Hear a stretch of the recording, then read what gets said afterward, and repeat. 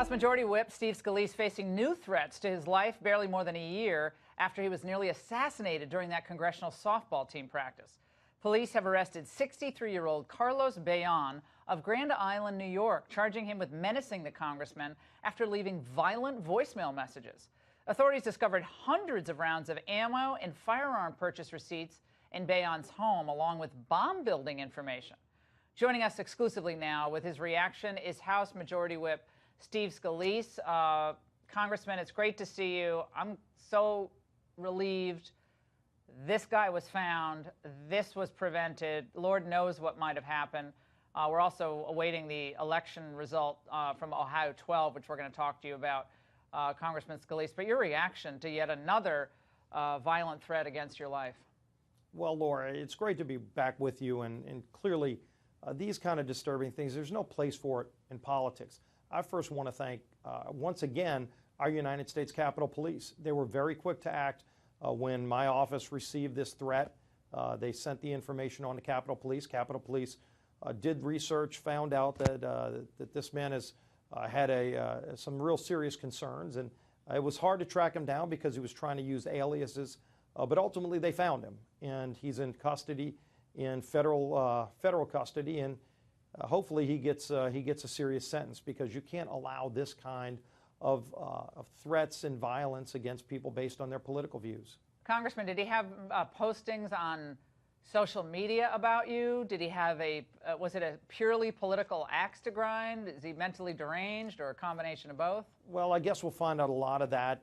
Clearly he had some strong disagreements with my political views and others. There were others that he threatened as well, and he's going to have to account to that. And the Justice Department has him now, but again, my thanks and true appreciation goes out to our law enforcement and United States Capitol Police, acting quickly and working with New York authorities to make sure that he got into custody.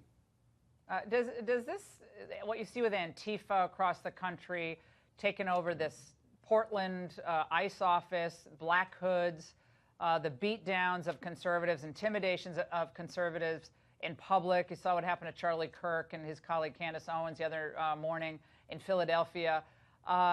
This stuff seems to be ratcheted up. The left blames President Trump. They say, well, he's calling the news fake news and calling them out, and that's making people more and more anxious. No. You look at some of the liberal rhetoric that's coming out from the left. They're encouraging and inciting, in many cases, violence. And it's got to stop. In fact, liberals need to call this out. They need to speak up, just as we're speaking up, saying that there's no place for it on the Republican or Democrat side. I think people on the left need to be as vocal at calling out this kind of violence. Well, we were talking earlier about Facebook and Apple moving against more conservative voices beyond Alex Jones, but to other conservatives who've seen their voices diminished on these mega platforms, trillions of dollars of market cap in these companies. Are you concerned that groups like Antifa, which have incited violence at these rallies, they continue on YouTube and so forth and Facebook, seemingly with impunity? Other groups like them.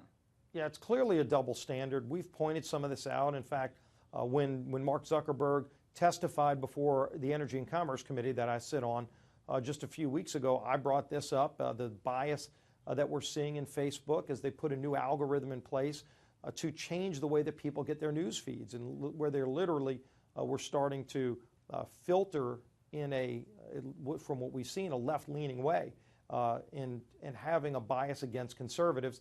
We've raised it to them, and they've gotten back to me to let me know that this is something they're looking into, but we need to watch it closely, because if they get into a position where it looks like they're trying to become the platform of the left, there are other social media sites people can go to and will go to if it becomes a liberal site. Well, they don't want their site to become a liberal-only site. Well, yeah, monopoly. They don't want them to have monopolist power.